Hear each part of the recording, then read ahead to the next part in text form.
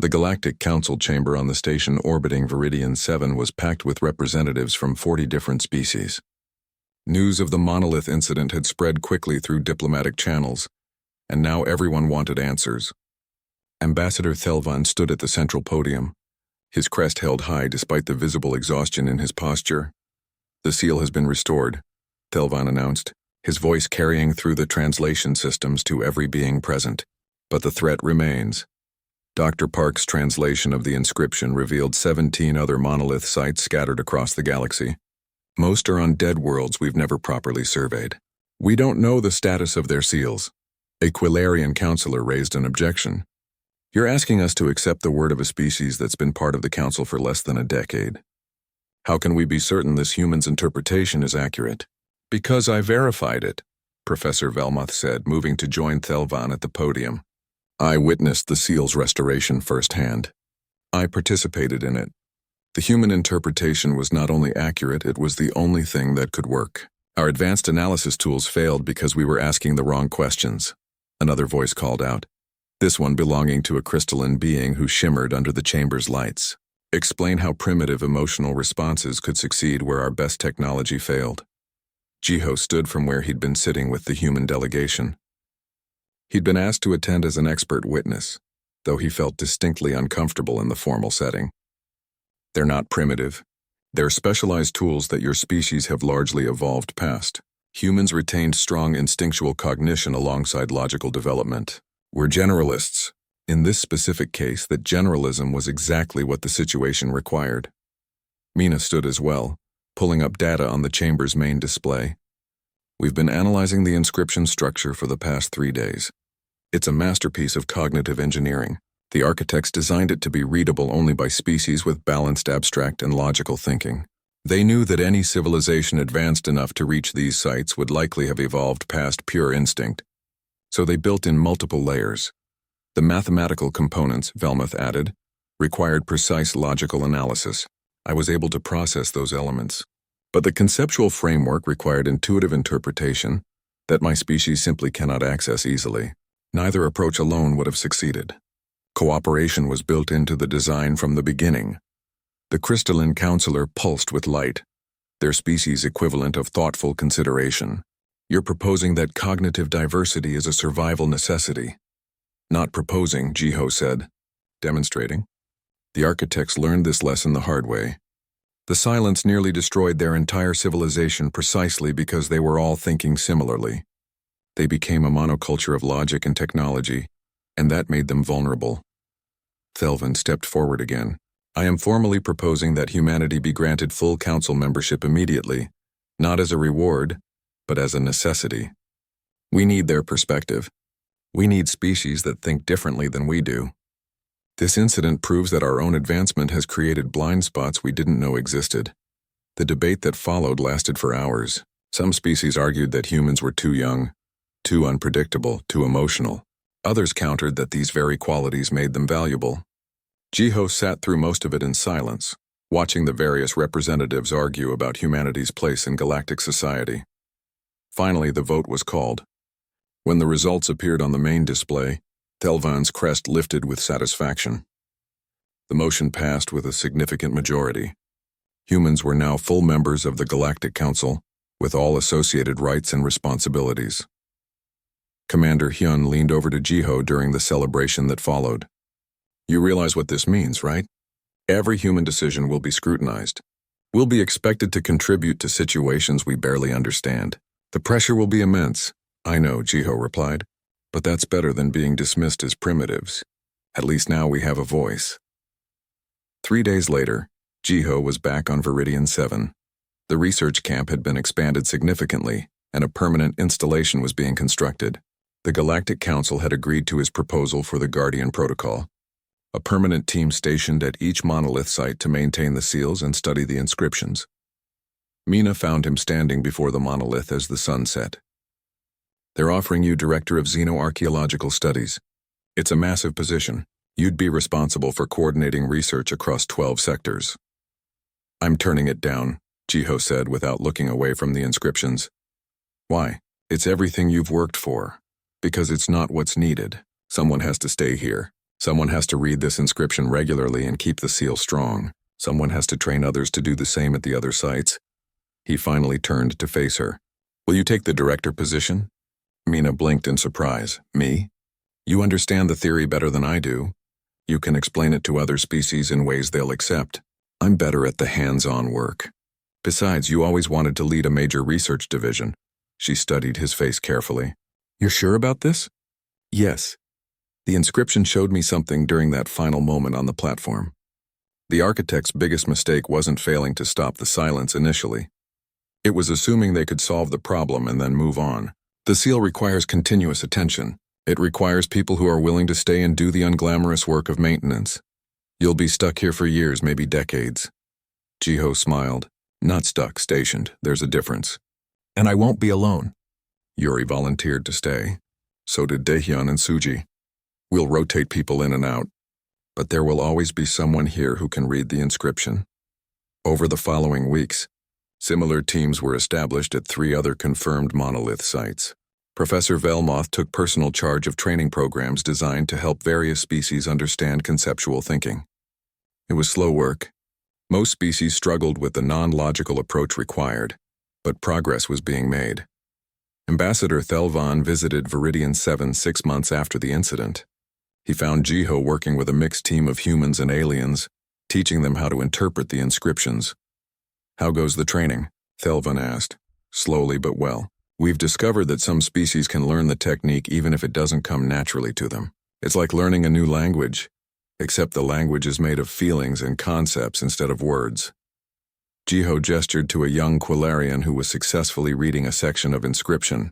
Juan there is the first non-human to manage it without human assistance. The Quillarian, whose name was actually a series of whistles that approximated to Juan in human speech, looked up with pride. It's still difficult, but Dr. Park's teaching methods help. He makes us remember times when we felt these concepts naturally, then shows us how to project those feelings into the inscription. Thelvan watched the training session with obvious interest. The Council is officially classifying the monolith sites as critical infrastructure. They'll receive the same protections as major trade routes and communication hubs. Good, Jiho said, because Yuri found something concerning yesterday. She was analyzing the star maps encoded in the inscription. We think we've located 5 more monolith sites, but they're in systems we've never explored. Dead systems we had no reason to visit. Dead systems, Thelvan repeated quietly.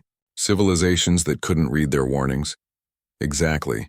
The architects left these seals across an enormous area of space. Either the silence was more widespread than we thought, or they were trying to warn as many potential future species as possible. Maybe both. A junior member of Jiho's team, a human woman named Hana, approached with a data tablet. Dr. Park, you need to see this. We've been analyzing the inscription's mathematical components with Professor Velmoth's team. There's a pattern we missed before. The seals aren't just containing the silence. They're studying it. Jiho took the tablet and studied the data. His expression grew serious. The architects were still learning about it when they built these prisons. They didn't just want to warn future species. They wanted future species to continue their research. Research into what? Thelvan asked. How to actually destroy it, Hana said. The inscriptions contain incomplete theories. They're like research notes left for whoever came after. The architects knew they couldn't finish the work. They were hoping someone else would. Jiho looked up at the monolith, at the endless inscriptions covering its surface. Then we have even more work ahead of us than we thought. We're not just maintaining these seals. We're continuing a research project that's millions of years old. Can it be done? Thelvan asked. Can the silence actually be destroyed? I don't know, Jiho admitted. But the architects believed it was possible. They left us the tools to understand the problem. Now we have to use those tools. Together. As the sun set on Viridian 7, casting long shadows across the ancient monolith, Jiho returned to his work. He placed his hand against the stone, feeling the familiar pulse of meaning and purpose. The inscription welcomed him like an old friend, revealing more secrets with each reading. Commander Hyun stared at his platform as the darkness crept closer. Fear was supposed to be easy. He'd been a soldier for 20 years. He knew fear intimately, but now, standing on this ancient stone while reality itself began to unravel, He found himself paralyzed by the very emotion he needed to channel. The darkness reached the first research building. The lights inside flickered and died. The building itself seemed to fade, becoming translucent, then simply gone, not destroyed, erased, as if it had never existed at all. He pressed his hands against the platform and let himself feel the terror he'd been suppressing. Fear not for himself but for everyone depending on him. Fear that he'd made wrong decisions, that people would die because of his failures. Fear of the unknowable thing spreading toward them like inevitable doom.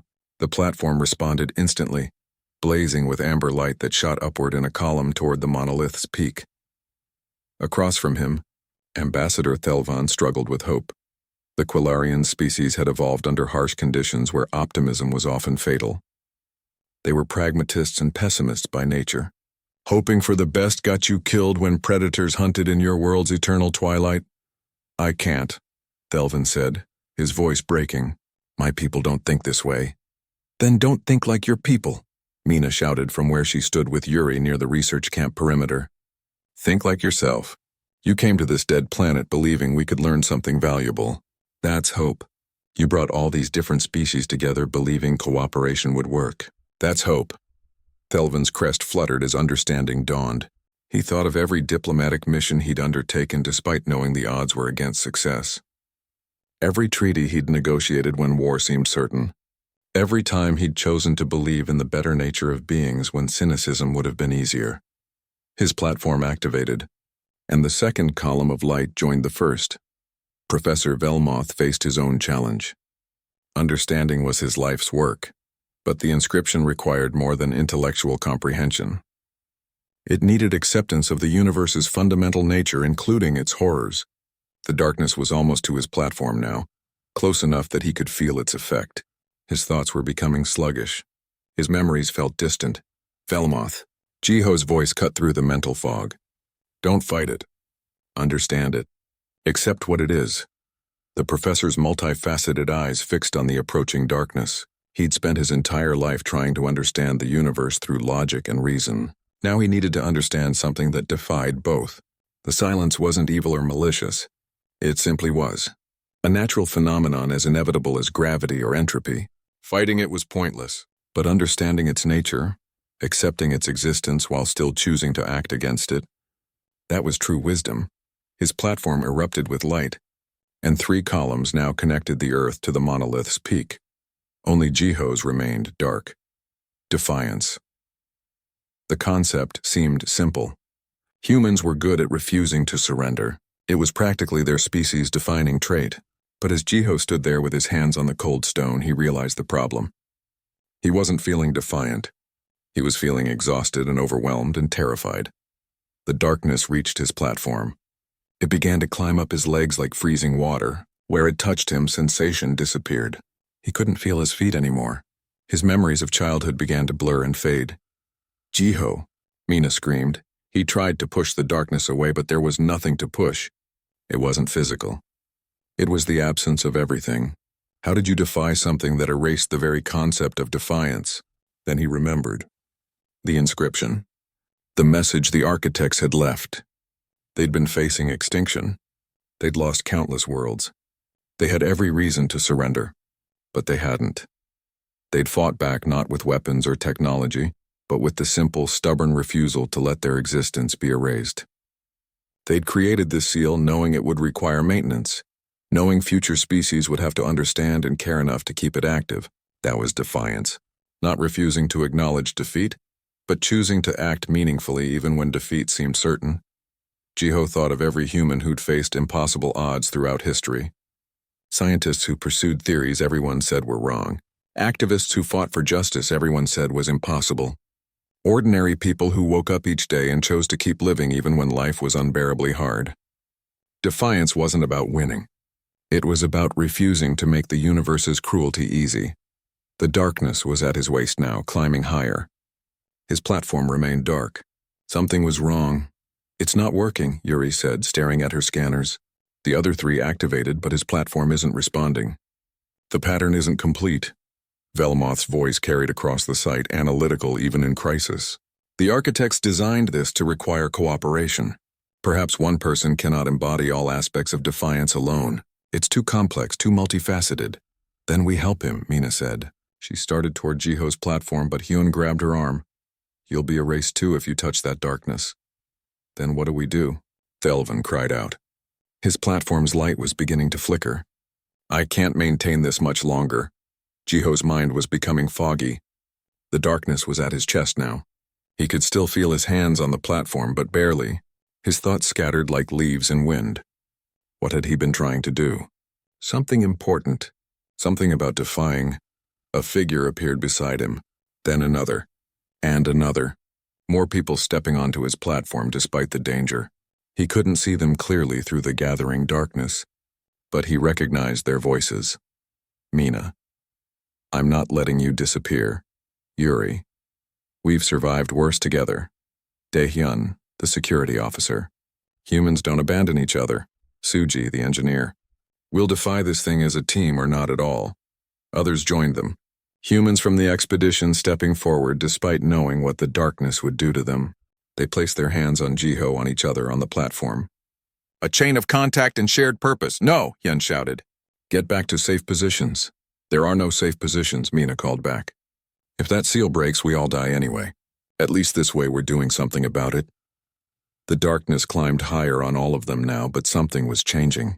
Where they touched each other, where their shared determination connected them, the darkness slowed. It couldn't erase what was being actively reinforced by collective will. Jiho felt their presence like a fire in the cold. He wasn't alone in his defiance. He'd never been alone. That was the key. Defiance wasn't a solitary act. It was something you did together, supported by others who refused to give up on you or themselves. The platform beneath them all blazed with light so bright it hurt to look at. The fourth column shot upward, completing the pattern. Where the four columns met at the monolith's peak, they merged into a single massive beam that plunged downward into the cracks in the earth. The darkness recoiled, not slowly but violently, as if struck by something it couldn't process. It retreated back toward the cracks, shrinking and condensing. The inscriptions on the monolith burned with renewed intensity, their shifting patterns accelerating into a blur of light and meaning. Deep underground, something screamed. Not with sound, but with the absence of sound, a silence so profound it hurt. The ground shook one final time and then went still. The cracks in the earth sealed themselves. The darkness vanished completely. The four columns of light faded gradually, leaving only the softly glowing inscriptions on the monolith. Jiho collapsed on the platform, gasping for air. The humans who joined him on the platform were doing the same, all of them shaking with exhaustion and relief. Slowly, sensation returned to his legs and chest. His memories crystallized back into clarity.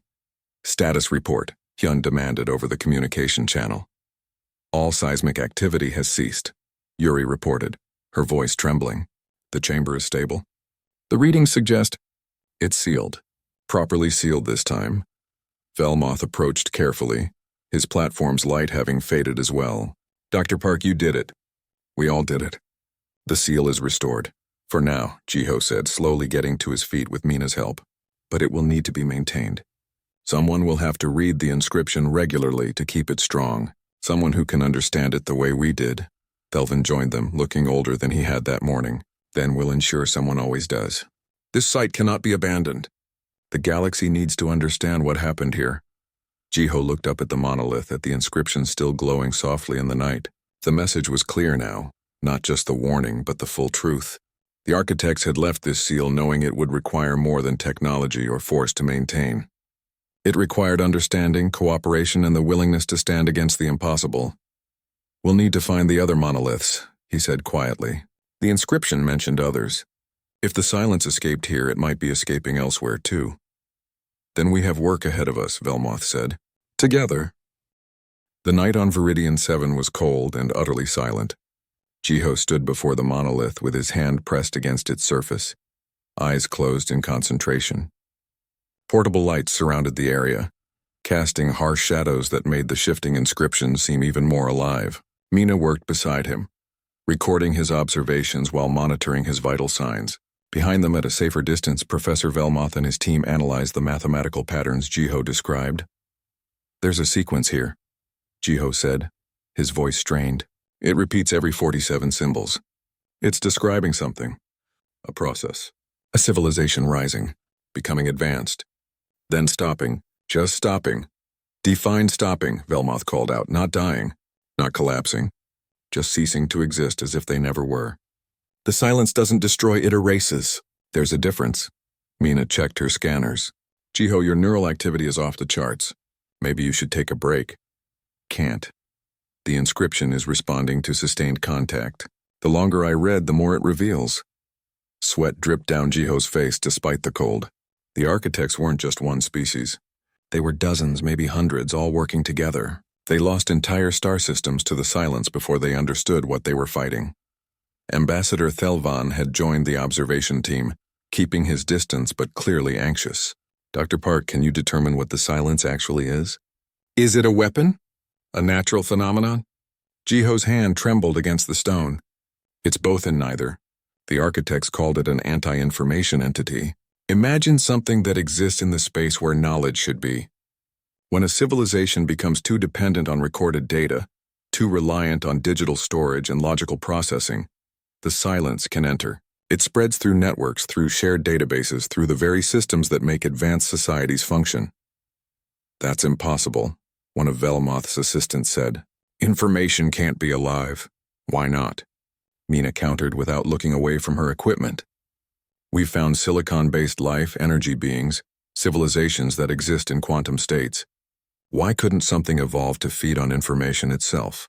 Jiho gasped and pulled his hand back for a moment, breathing hard. The architects figured out how to trap it. They built a prison that works on principles the silence can't process, concepts instead of data, emotions instead of logic. They sealed it in a place where it can't access the type of information it needs to propagate. This chamber beneath us, Velmoth said slowly. It's that prison. Yes, and the monolith is the lock. The inscriptions aren't just a warning for us. They're part of the sealing mechanism. The act of reading them, of understanding them conceptually rather than logically, strengthens the prison. A rumble shook the ground.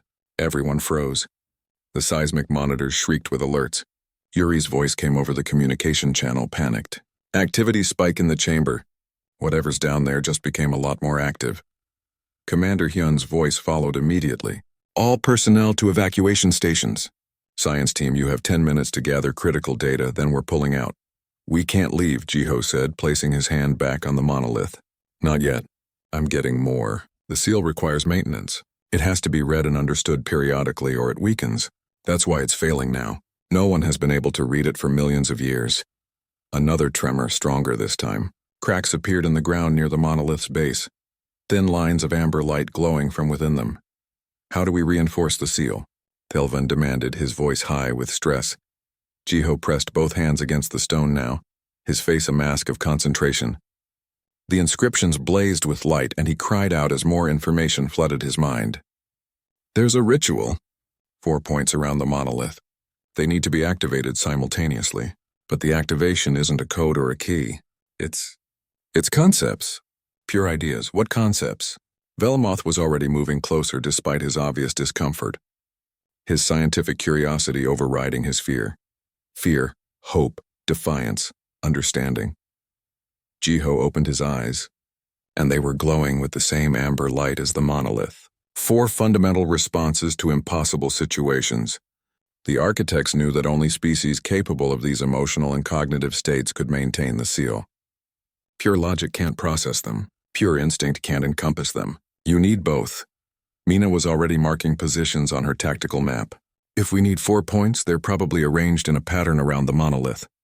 Yuri, can you scan for anomalies in the structure? Another tremor. This one didn't stop. The ground continued to shake and the cracks near the monolith's base widened. More amber light spilled out, but there was something else mixed with it now. A darkness that seemed to absorb light rather than emit it. Found them, Yuri called out. 4 raised platforms, perfectly spaced around the monolith at 90-degree intervals. They're about 30 meters from the base. We need teams at each platform now, Hyun ordered. Jiho, tell us exactly what we need to do. Jiho's voice was hoarse but urgent. Each platform requires someone to project the assigned concept into it. Not just think it, but genuinely feel and embody it. Fear must be real fear. Hope must be genuine hope. The seal responds to authentic emotion and thought, not simulation. Who can do this?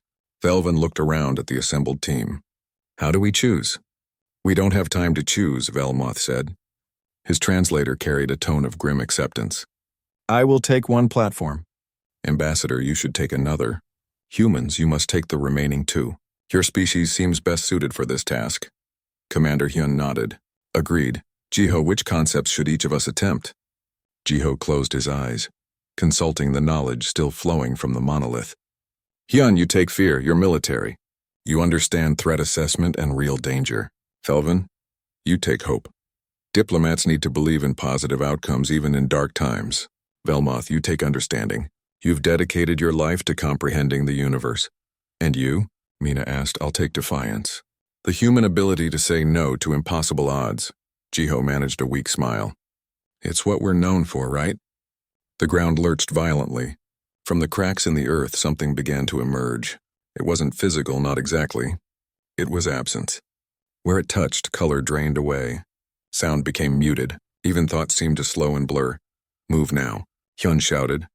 The four of them ran to their assigned platforms. Jiho stumbled onto his, feeling the stone beneath his feet pulse with that same amber frequency. Around him, he could see the others reaching their positions. The darkness was spreading faster now, oozing from the cracks like liquid shadow. How do we activate them? Felvan's voice carried across the distance. Place your hands on the platform and feel the concept with everything you are. Jiho called back. Don't think about it. Be it. The darkness reached the edge of the monolith's base. Where it touched the ancient structure, the inscriptions began to fade. The seal was breaking. They were out of time. Jiho pressed his hands against the platform and reached deep inside himself for every moment of defiance he'd ever felt. Every time he'd faced impossible odds and refused to surrender. Every instance where giving up would have been easier, but he'd chosen to fight anyway. The platform beneath him erupted with amber light. The emergency meeting convened within the hour. Every senior member of the expedition crowded into the main research building, their faces showing various expressions of confusion and concern. Jiho stood at the front of the room beside a holographic display showing images of the monolith, before and after his contact with it. Dr. Park claims he can read the inscription. Commander Hyun announced to the assembled group. I've known Jiho for 5 years. He's not prone to exaggeration or delusion. I think we should hear what he has to say. Ambassador Thelvan's crest rippled with uncertainty. We all saw the light. Something definitely happened when Dr. Park touched the structure. But reading an alien inscription that has defied our best efforts for 3 months? In minutes? His tone was skeptical but not dismissive. Jiho took a breath and began. I can't explain exactly how I'm reading it because it's not like any translation I've ever done. The symbols aren't a traditional language. They're conceptual markers designed to trigger specific cognitive responses. Think of them as road signs for the mind instead of the eyes. Professor Velmoth leaned forward, his translator device humming. Explain further. What do you mean by conceptual markers? When humans evolved, we developed the ability to recognize danger patterns very quickly. Jiho continued. We learned to spot the outline of a predator in shadows, to read subtle environmental cues that meant danger. These inscriptions work the same way. They bypass logical analysis and speak directly to the survival instinct. Yuri pulled up additional data on her tablet. That would explain why the algorithms failed. They were looking for logical structure, grammar, syntax. But if the inscriptions work on an instinctual level, traditional analysis methods wouldn't register anything meaningful. But why would you humans be able to read it when we cannot? Velmoth's frustration was evident. My species has existed for 40 million years. We have decoded countless dead languages. Because you evolved past the need for those instincts, a new voice said from the doorway. A woman entered, carrying a field analysis kit. She was in her early 40s with sharp eyes and an air of confidence. Dr. Mina Cho, human linguistic specialist. I came with Dr. Park's team. I've been running preliminary scans while you were all meeting. Mina walked to the display and pulled up a new set of data. Look at these readings. The monolith emits a very specific frequency that resonates with neural patterns associated with fear response, pattern recognition, and abstract thinking. Most of the advanced species in this room have highly developed logical centers but reduced instinctual processing. Humans retained strong instinctual cognition alongside logical development. You're saying we're too smart to read it? Thelvan sounded almost offended. No, you're too specialized, Jiho corrected gently. Your species evolved in ways that prioritized certain cognitive abilities over others.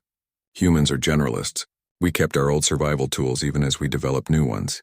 This inscription was designed to be read by species that still think in patterns and instincts. Velmoth rose from his seat, his large frame casting shadows across the room. If what you say is true, then what does the inscription say?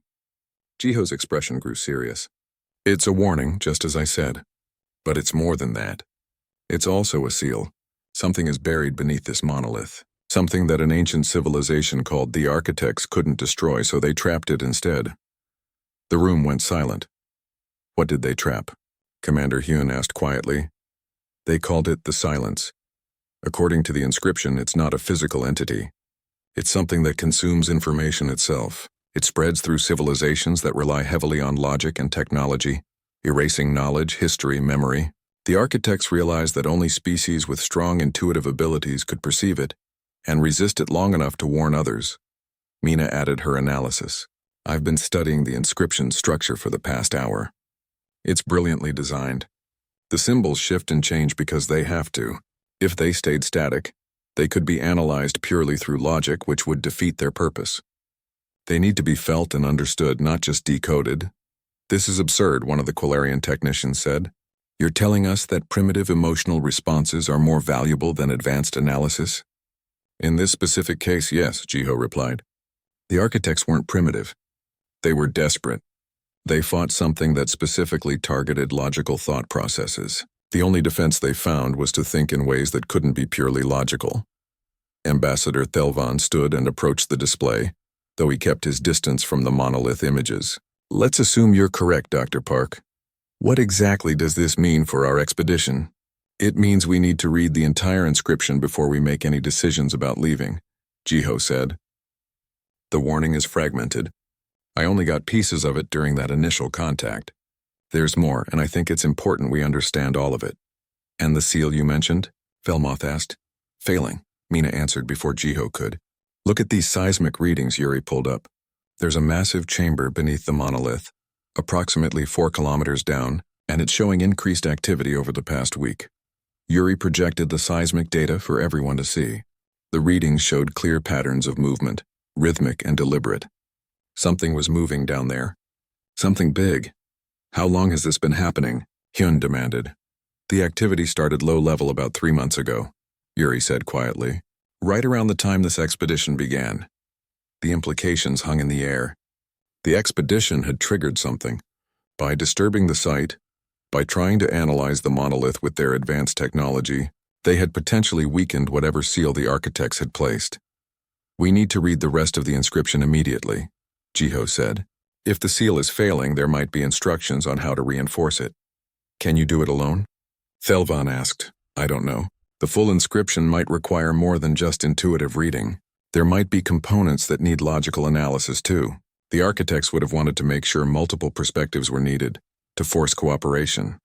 Then we work together, Velmoth said, surprising everyone. The professor had been the most skeptical, but now his voice carried determination.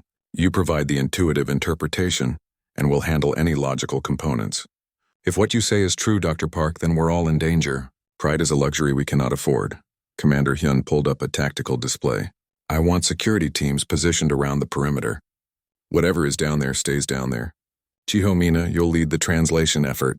Professor Velmoth, coordinate with them on any mathematical or logical elements. Everyone else prepare for possible evacuation, but hope we don't need it. The meeting broke up quickly after that. Jiho and Mina headed back toward the monolith with Yuri carrying recording equipment. The sun was setting on Viridian 7, painting the crystalline plains in shades of red and orange. The monolith cast a long shadow that seemed to reach toward the research camp like a warning finger. As they approached, Jiho felt that same pressure behind his eyes, but stronger now. The inscriptions glowed faintly in the fading light, and he could sense the urgency in their message. Ready? Mina asked beside him. No, Jiho admitted, but that doesn't matter. Whatever the Architects sealed down there is waking up, and we're running out of time to understand why. The wind on Viridian 7 carried no sound. The planet had been dead for millions of years, and its atmosphere was so thin that even the strongest gusts barely moved the red dust across the crystalline plains. Dr. Jiho Park stood at the edge of the excavation site, watching the alien research teams work around the massive structure that dominated the landscape. The monolith rose 300 meters into the pale sky, black as obsidian and covered from base to peak with inscriptions that seemed to shimmer and shift when viewed directly.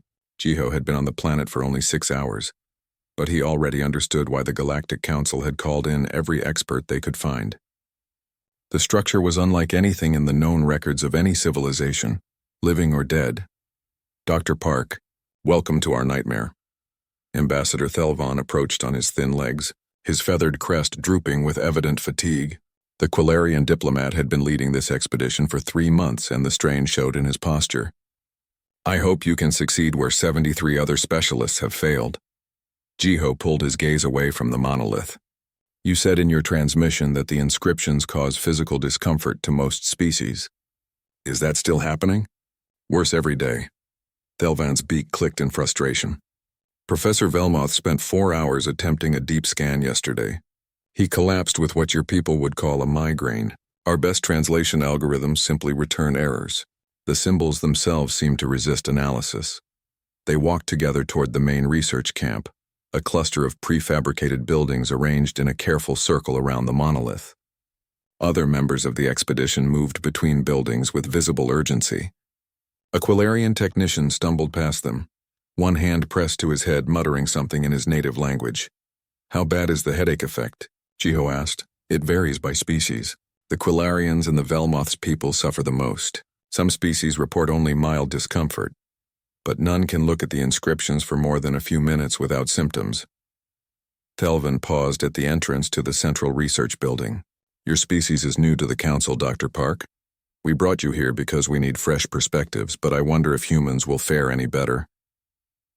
Inside, Jiho met the rest of the core team. Professor Velmoth was an impressive figure even while sitting down, his segmented body covered in iridescent chitin that reflected the laboratory lights. The insectoid scholar regarded Jiho with multifaceted eyes that held obvious skepticism. Another translator, Velmoth said, his voice emerging from a translator device attached to his thorax. Tell me, Dr. Park, what makes you think you can decode what I cannot? I don't know if I can, Jiho replied honestly, but I'd like to try. Commander Hyun, the human military liaison, was already present. He nodded at Jiho with relief evident on his face. Good to have you here. We need answers fast. The Council wants to abandon this site within the week if we don't make progress. Yuri, a young human research assistant, had set up a workstation in the corner. She looked up from her screens and waved. Dr. Park, I've compiled all the data from previous attempts. None of the pattern recognition software can even establish a baseline. It's like the symbols actively reject classification. Jiho spent the next several hours reviewing the accumulated research. Every known approach to translation had been attempted. Linguistic analysis, mathematical pattern recognition, quantum computing algorithms, even psychic interpretation by the few species capable of such things. All had failed. The inscriptions remained incomprehensible, and worse, they seemed to shift subtly whenever analyzed, as if they were alive and deliberately avoiding understanding. May I approach the monolith? Jiho asked after his review. Thelvan and Velmoth exchanged glances. You may, the professor said slowly, but I advise caution. Prolonged exposure has forced 6 team members to return to their home worlds for medical treatment. The walk from the research building to the monolith took 10 minutes. As they grew closer, Jiho felt a strange sensation, not quite a headache, but a pressure behind his eyes. It was uncomfortable but not unbearable. He noticed that both Thelvan and Velmoth had stopped about 50 meters from the structure, unwilling to approach further. Jiho continued alone. The inscriptions seemed to writhe across the monolith's surface, each symbol flowing into the next in patterns that hurt to follow. But unlike the pain described by the other researchers, Jiho felt something else. Recognition. Not of the symbols themselves, but of the feeling they evoked. It was like standing in a dark forest and hearing a twig snap behind you. Like seeing shadows move in ways they shouldn't. Like the instinct that made ancient humans look up from their fires and know a predator was watching. The inscriptions weren't just symbols. They were warnings written in the language of fear itself. Jiho reached out and placed his palm against the monolith's surface. It was cool to the touch and vibrated with a frequency he could feel in his bones. Images flickered at the edge of his perception. A great darkness spreading across stars, civilizations that forgot how to remember, something that hunted thoughts themselves. "I think this is a warning," Jiho said aloud. The moment the words left his mouth, the monolith changed. The black surface blazed with amber light that spread from where his hand touched the stone. The inscriptions stopped their maddening shifting and locked into place. Jiho gasped as meaning flooded into his mind, not as words but as pure understanding. Behind him, he heard Thelvan's startled cry and Velmoth's chittering alarm. The light from the monolith grew brighter, casting long shadows across the dead planet's surface. Jiho couldn't move. His hand seemed fused to the stone as more information poured into him. Fragments of a message left by beings long dead, a threat that transcended time and space, a seal that was weakening.